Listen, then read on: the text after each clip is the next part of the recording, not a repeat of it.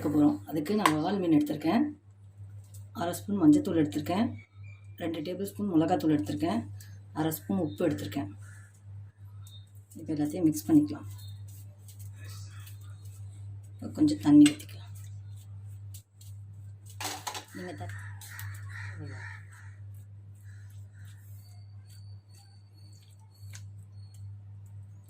1/2 hour ஊறட்டும். இந்த மீன் ஊறினதுக்கப்புறம் நம்ம எப்படி வறுக்கலான்னு பார்க்கலாம்.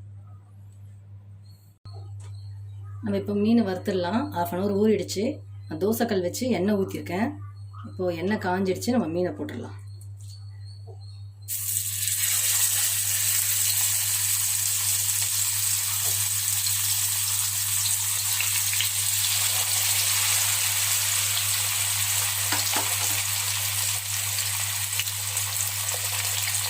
இப்போ மீனை திருப்பிடலாம்.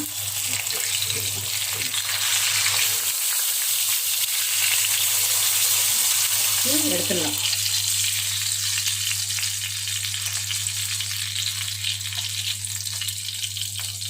இந்த மீனை வறுத்து சாப்பிட்டு பார்த்துட்டு லைக் பண்ணுங்கள், கமெண்ட் பண்ணுங்கள், ஷேர் பண்ணுங்கள்.